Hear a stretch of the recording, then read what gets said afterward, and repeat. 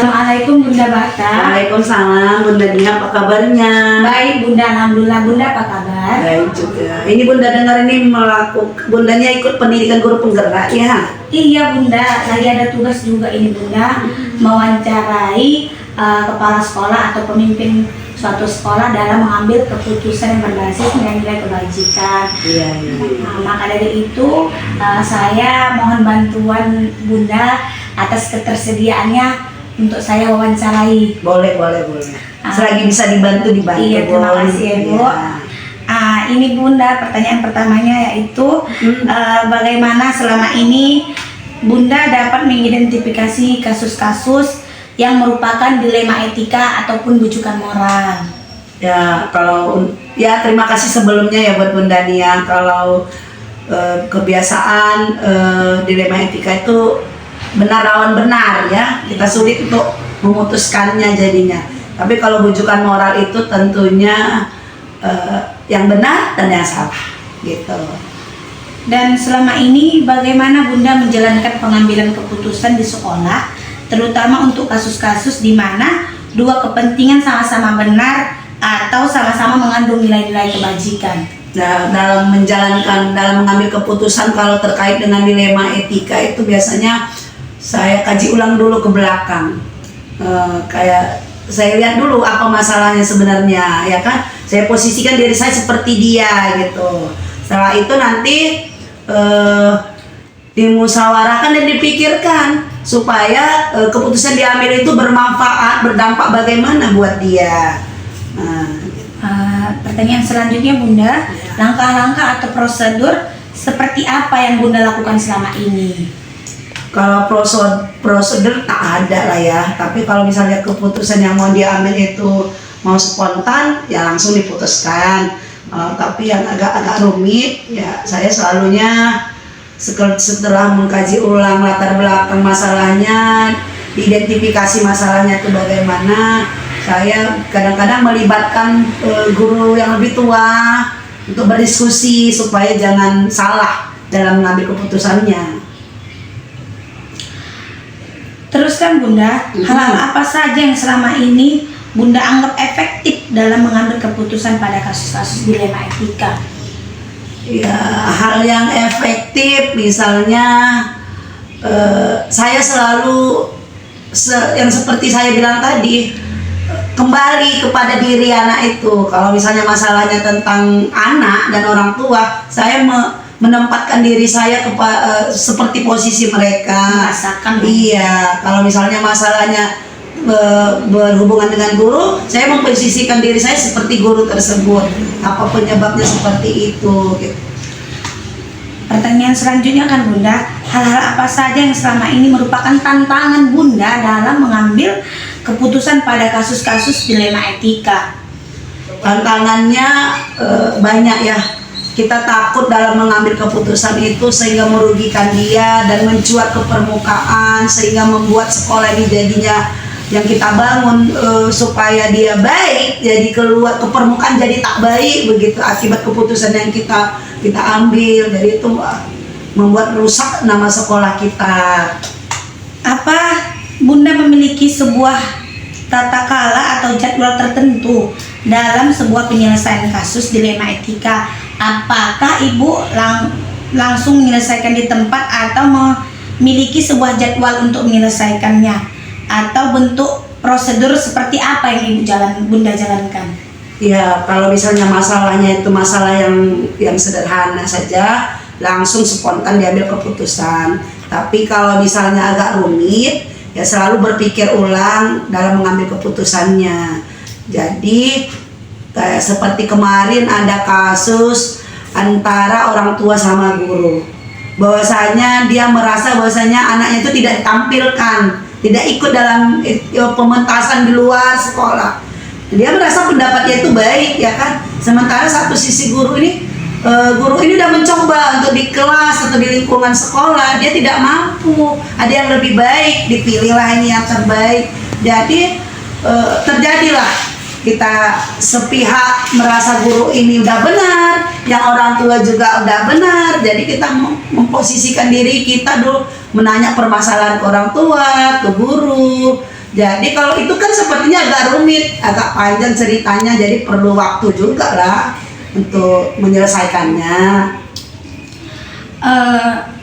Adakah seseorang atau faktor-faktor yang selama ini mempermudah atau membantu Bunda dalam mengambil keputusan dalam kasus dilema etika? Biasanya nggak ada sih faktor. Kalau masalah itu agak rumit, saya selalu diskusi dengan teman dia itu TU saya sendiri. Terkadang juga melibatkan guru yang lebih tua, yang lebih berpengalaman, supaya keputusan yang diambil ini jangan salah gitu. Dari semua hal yang telah Bunda sampaikan, pembelajaran apa yang dapat Bunda petik dari pengalaman Bunda mengambil keputusan dilema etika itu? Ya, pembelajarannya paling tidak kita menentukan membuat keputusan itu memang keputusan itu tepat, akhirnya sekolah itu tidak buruk di halayak masyarakat gitu ya. Karena tadi kita pengen sekolah ini tempat merasa anak itu terlindungi, terayomi, orang tua juga seperti itu, merasa anaknya diperhatikan, pembelajarannya baik. Jadi dalam menentukan setiap keputusan itu, setelah kita pikirkan, kita ajak diskusi orang yang lebih paham dengan itu, sehingga kita tidak mengambil keputusan yang salah, membuat sekolah ini jadi maju gitu. Oh, jadi pengalaman atau yang Ibu petik dari selama ini Ibu mengambil keputusan dari kasus dilema etika itu adalah supaya sekolah ini tambah maju dan murid merasa terayomi, terlayani layak, adil lah begitu. Jadi Ibu terima kasih atas waktunya. Kalau kira-kira Ibu bisa membantu Bunda Nia, itulah apa adanya. Iya Bu, iya Bunda, dan itu sangat-sangat membantu. Terima kasih Ibu. Sama-sama. Assalamualaikum warahmatullahi wabarakatuh. Semangat ya buat Bunda Nia, lanjut pendidikan guru penggeraknya. Semangat, terima kasih Semoga banyak. lulus dengan hasil yang memuaskan. Amin. Iya.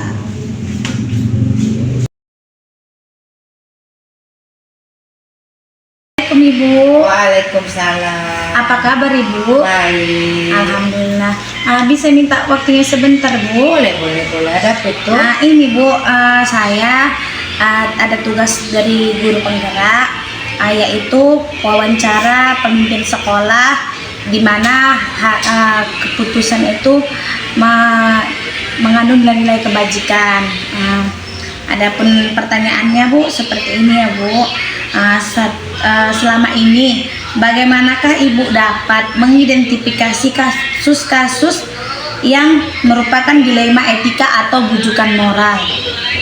Begini Bu, kalau masalah itu karena ini mengenai di sekolah, jadi saya sering melihatnya melalui tindak-tindakan siswa di sekolah, kemudian nilai-nilai yang diberikan oleh gurunya.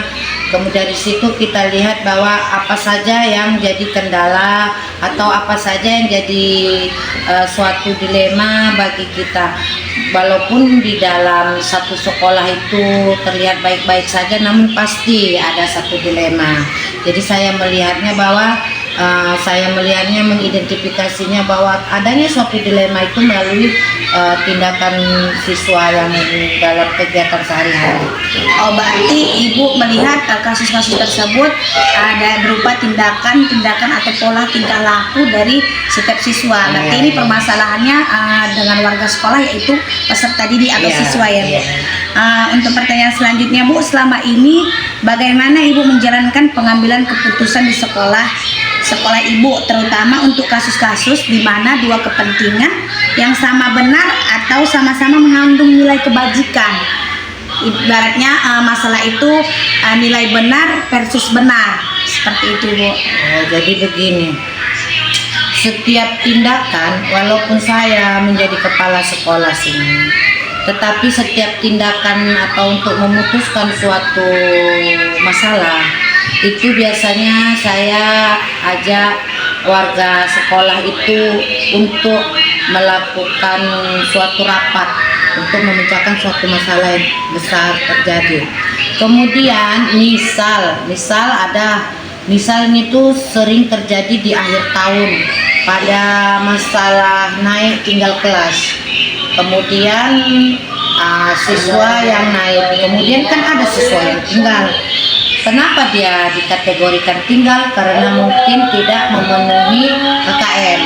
Jadi mungkin ada juga satu masalah. Jadi tindakan kami adalah melakukan suatu rapat. Untuk pertanyaan selanjutnya Bu, langkah-langkah atau prosedur seperti apa yang biasanya Ibu lakukan selama ini? Jadi biasanya yang saya lakukan selama ini untuk menyapa tadi masalah naik tinggal kelas tadi, kan di akhir tahun sebelum naik kelas kan ada rapat. Kemudian ada siswa misalnya 3 orang, tapi di dalam 3 orang ini ada siswa itu yang rajin. Dia rajin datang, berkelakuan baik di dalam kelas, tapi dia kurang pintar. Kemudian yang lain juga mungkin dalam bidangnya dia kurang, sehingga dia tak naik kelas. Jadi yang pintar ini kan kita mau naikkan, sementara yang lain juga belum mau naik. Jadi itulah, jadi keputusan diambil melalui rapat bahwa ini naik dengan syarat semua harus naik. Jadi tidak ada memberikan pihak manapun. Iya. Terus Bu, hal-hal apa saja yang selama ini Ibu anggap efektif dalam mengambil keputusan pada kasus-kasus dilema etika? Jadi setelah tadi udah menerima hasil bahwa semua yang naik, jadi itu bukan dengan kata lain itu bukan naik murni. Jadi karena dia ada tanda koma, tanda kutipnya dia naik tadi, untuk memenuhi semua itu dipanggil kembali orang tua siswanya, dipanggil lalu membuat perjanjian bahwa kita katakan sama orang tua ini anak sebenarnya tidak bisa naik. Jadi karena ada hal-hal yang lain kami naikkan, kan gitu. Kemudian kita harus membuat janji, komitmen bahwa apabila ingin anak ini berhasil duduk tetap di kelasnya itu, dia harus mengadakan ekstrakurikuler, misalnya tambahan di luar kelas, sehingga siswa tidak dirugikan, sehingga siswa dapat mengejar, sehingga dia tidak kembali ke kelasnya semula. Gitulah. Oh, berarti naik percobaan ya? Iya. Hal-hal apa saja yang selama ini merupakan tantangan Ibu dalam mengambil keputusan dalam kasus-kasus dilema etika?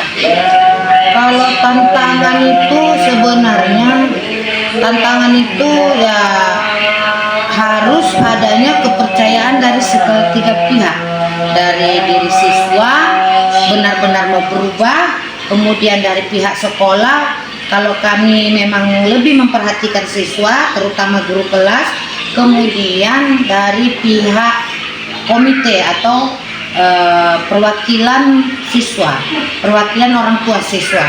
Itu tantangannya, kita harus berkolaborasi yang 3 ini. Karena apabila tidak betul-betul dilaksanakan ini, maka sia-sia yang kita naikkan siswa.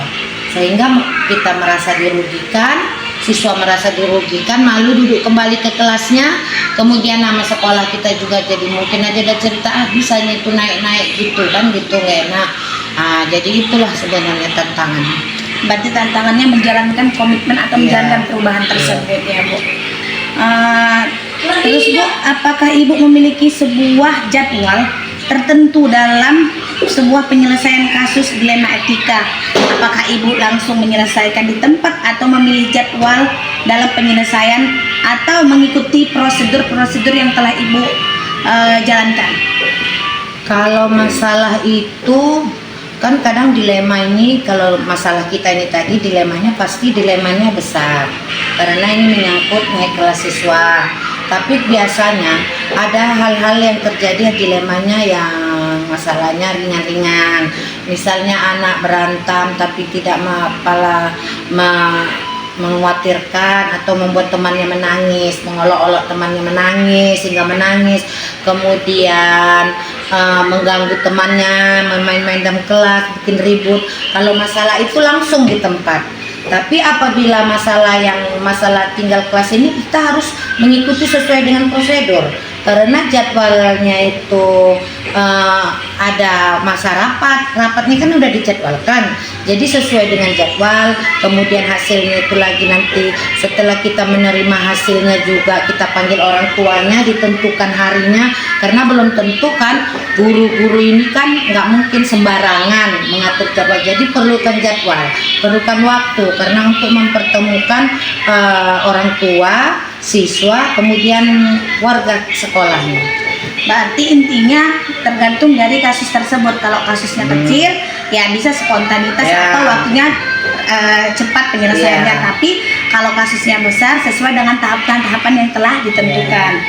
Nah Bu, adakah seseorang atau faktor-faktor yang selama ini mempermudah atau membantu Ibu dalam mengambil keputusan dalam kasus-kasus dilema etika? Kalau orang-orang yang membantu, ini kan masalah sekolah, pasti ada. Karena kita tidak bisa memutuskan satu masalah sendiri. Karena ini satu sekolah, di dalam sekolah itu ada orang banyak, di dalam sekolah itu ada anggota sekolah, misalnya warga sekolah, ada guru, ada orang tua, ada siswa. Kemudian saya sebagai kepala sekolah, walaupun saya jadi kepala sekolah bukan berarti saya berhak memutuskan sesuatunya sendiri. Jadi setiap masalah itu harus diselesaikan, misalnya dengan cara bermusyawarah. Mengenai apabila terbentur ini hasil musyawarah ini, saya berusaha minta tolong ke dinas pendidikan, kemudian minta tolong cara memecahkan masalahnya itu ke tempat atau bidang yang sesuai dengan permasalahannya. Berarti Ibu merasa walaupun kita sebagai kepala sekolah tidak semestinya juga keputusan itu kita yang memutuskan sendiri, tapi kita membutuhkan keterlibatan orang-orang yang berkepentingan dalam bidang-bidang permasalahan tersebut. Baik Ibu, dari semua hal yang telah disampaikan, pembelajaran apa yang dapat Ibu petik dari pengalaman Ibu mengambil keputusan dilema etika itu? Pengalaman yang dapat saya petik bahwa setiap masalah apabila kita besar kecilnya satu masalah, apabila diputuskan secara bermusyawarah, itu pasti akan menjadi sesuatu yang kecil. Nah, karena apa? Karena walaupun kita bisa memutuskannya sendiri, belum tentu hasilnya itu terbaik bagi untuk orang lain. Jadi kalau menurut saya, seberat apapun masalahnya, kalau diputuskan secara bersama-sama, insya Allah akan menghasilkan sesuatu hasil yang terbaik. Oh, jadi menurut Ibu yang dibutuhkan di sini adalah kolaborasi dan musyawarah ya Bu dalam menyelesaikan masalah, karena itulah tadi kita itu makhluk sosial, pasti membutuhkan orang lain ya kan Bu. Nah, dari bincang-bincang kita ini atau wawancara kita ini, saya mendapatkan memetik pembelajaran bahwasanya setiap apapun keputusan ataupun masalah yang telah terjadi di lingkungan sekolah kita, baik kita sebagai pemimpin ataupun yang dipimpin, memutuskannya itu tidak dalam keputusan sendiri, tapi melainkan harus melihat tahap-tahapan dan juga melibatkan orang-orang yang berada di lingkungan kita sekitar agar keputusan yang kita ambil itu tidak merugikan pihak manapun, ya kan Bu? Ya. Nah, jadi Bu, terima kasih ya Bu, terima kasih banyak atas waktunya dan juga pengetahuan baru yang saya dapat Bu. Assalamualaikum warahmatullahi wabarakatuh. Waalaikumsalam warahmatullahi wabarakatuh.